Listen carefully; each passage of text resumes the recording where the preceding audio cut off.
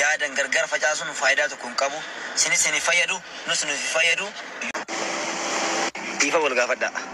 Ifa uummanni kun haa gubatu, kan jaalatu haa jaalatu, kan si jibbu sin haa jibbu. Nama si jaalatu agartan, nama si jibbu agartani. Waan akkana lammata tilleedha. Sillachuu waan akkana na uri. Nama jabaadha, nama yaadu danda'u. Galatooma araaramanii jiranii galatooma yaa ijoollee Oromoo. Ibzee የሚያቀኝ ከጸጉሬ ጋራ ibዙ የሚያቀኝ ከጸጉሬ ጋራ ጸጉሬን ትቼ ጀመርኩ ደላላ ጸጉሬን ትቼ ጀመርኩ ደላላ የደላላ ስራ ይከብዳል ነገሩ እዚህ ሰሞንማ የማስለቀቅሰኝ ዋጋ አልተከፈለልኝ የደላላ ብሩ ሸለመኝ ስልኩን እንደ ወይ ስጦታ ተመልሶ ደሞ ሰረቁኝ ለዚህ ነው የጠፋው ድምጼ ስለተሰረኩ ተሰጥቶኝ ስልኬን ለዚህ ነው የጠፋው አለውት ድምጼ ለዚህ ነው የጠፋው አለውኝ ድምጼ ምን ሆነሽ አትሉኝ አንኩትን ተው በፊት ደላላ ነኝ ሰው መገናኘት እንደ ካርጎ ነገር እንደ ብር ወስደ አሁን ለብነቱ ብዙ ተጀመረ አሃ ቢየቶቼ ወጣው ወደ ጸጉሬ ibze የሚያቀው ከጸጉሬ ጋራ haadha faaxeen yeroo rakkattu du'aa gootiin liixaan arsite haraanis du'aa isin godhashi amma yeroo kanatti jechuudhaan yoo waaqa kadhadhillee naa dhagaa maaliif seetan beektu waan keessa jiru kabajaan yoo kabaju baatte mucaan sun humaan beeku araasiidha cubbuun qabu kanaaf isaaf jecha waan dubbadhu naa dhagaa na dhaggeeffata egaa amma du'aa isin godha duraan dursee nagaan siniif abaa'ee tokkam jirtu nagaa keessanii an nagaa kiyya galata waaqa haa ta'u hunduu nagaa fayyadamti nus nagaa keenya galata waaqa kunuma jiranuma teenya sadeemna ittaniitu egaa waaqni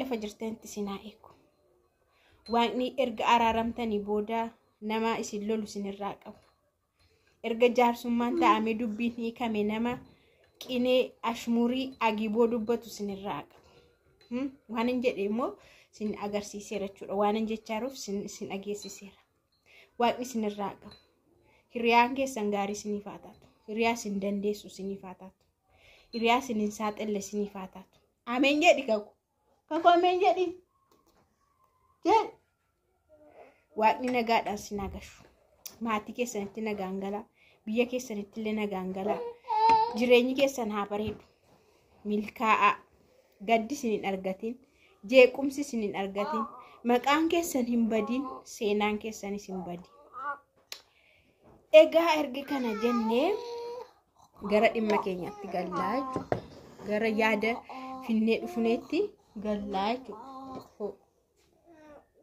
addatis kakunis buna danfisteetti waan ta'eef isheenis sin eebbisti gana kanaaf kabajamtoota keenya eengaddaa jechuudha eengadduu omtiire guyyaama tokko gidduu oolee I think eengaddaa ijoolleen kun lama sagalee ta'aafi turre araaramaniiru kan jedhu viidiyoon hojjetamee ture araarri bu'eeraa warri maal taatanis aaraa warri inaaftanis warri maal taatanis jedhamee namni aarus hin jirullee nama gammadu malee jechuudha namni inaafus hin jiru durasi maaliif akkas wal godhuudha malee nama wal lolu keessa nu seexana miti jechuudha kanaafu araarri erga bu'e erga wal haammatani erga waaqiyaafu jedhani erga marga qabatani as deebi'amee viidiyoon akkasii dalagamuun maaliif viidiyoon qineen hojjetamu maaliif leebaa jechuun maaliif duratti ani akka dallaalaan hojjedha dallaalaan hojjedha akka kaargoo mobaayilii shallamamee deebisanii na jalaa hatanii akkamitti har'a kun jedhamuu danda'e naa gaafadha injedhamaa kun namaan injedhamaa erga araaramni booda duubatti hin deebi'ama ammayyuu bakka bulee kee dubbiin kun hin haaraa jechuudha hiccitichi bakka ta'uu didee jechuudha amma jabaachaa jira jechuudha kanaafuu shamarran keenya garuu jechuudha viidiyoo tokkollee dhageera viidiyoo baay'ee nama jibbisiisu isinuu dhageessan. Ani viidiyoo sana garuu as keessa hin fidu. Asirratti mana koo irratti hin maxxansu baay'ee na dabbare waan ta'eef wantichi waa'ee qorichaati. Erga kana jedheen gaa waa'ee qorichaa isin hundi keessanuu beektu. Shamarran keenya garuu osoo dhiistanii maal ta'a waan akkasii dhugaa waaqalaa maaliif seetan beektu? Maqaa nama tokkoon balleessa gaafa jettanii maqaa shamarran biyya Arabaatu dhahama. Amma isinii maqaashi waamtanii isheen akkas gootii maal gootii qorichaa qabaxarsee manaxarsee yeroo deemtu jettanii wal geessanii haasoftan. Sagaleen keessanii inni waraabame suni sinii taa'ee jira YouTube irra jechuudha. YouTube irra eessayyuu hin deemu akka TikTok miti baay'isawee. Yoo namni sun kaase malee inuma ta'anii darbaan amma umuriin nama kamii jirutti YouTube irra viidiyoon hin badu yoo balleessan malee jechuudha. Kanaaf isin garuu ishee salphisna yookaas hiccitee ishii gadi baasna jettanii dhugaa waaqaa shamarran biyya Arabaa hundi keessan walitti qabamtanii waan wasaka kanarraa mari'attanii haasa'aa turtan. Dhugaamoo sobaa jettanii gurbaas fiddanii qoricha kana gaafachaa turtan. Innaa quba tokko namatti qabanii qubni afurii nama abbaa sanatti deebi'aa jedhama. Isin garuu isheedhumarra keessanii haasoftu malee yeroo itti yaadamee dubbatamu immoo dubartoota biyya Arabaa, shamarran biyya Arabaa jedhama. Silaasini waan akkasii irra darbuu qabdu, laash jechuu qabdu, tuffachuu qabdu, dhiisuu qabdu. Isheedhaaf taanan maaliif marziiyyuu dhugne gaafa achi dhaqxu? Dhugaa waaqa marziillee maa dhugne gaafa iddoo sana dhaqxu jechuudha. Dantaa isheetti, dhimma isheetti. Haa maraattu jechuudha. Yaa isa nama isin arrabsite viidiyoo jettee san isin arrabsite irraa gorsuu dandeessu. Abbaan arrabsuuni dandeetti arrabaa qabu duruma muuxannoo arrabaa qabuuf nama arrabsuu danda'u immoo arrabsuu danda'a. Namni arrabsuun beekne immoo gorsuu danda'a. Kanaa achitti garuu dhugaa waaqaan isiniin jedha. Shamara tokkoon salphisaa jettanii citii ishiin gadi baasattanii ishiin akkas gootu irraa haasa'a jettanii yoo haasoftanii isinumatti deebi'a. Maqichi garuma keessanitti deebi'a jechuudha. Isheen akkana baalagee taate isin cawaadha hin jedhamtan. Kana sirriitti baradhaa. Isheen waan akkas gooteef ani nagaadhaa hin jedhamu.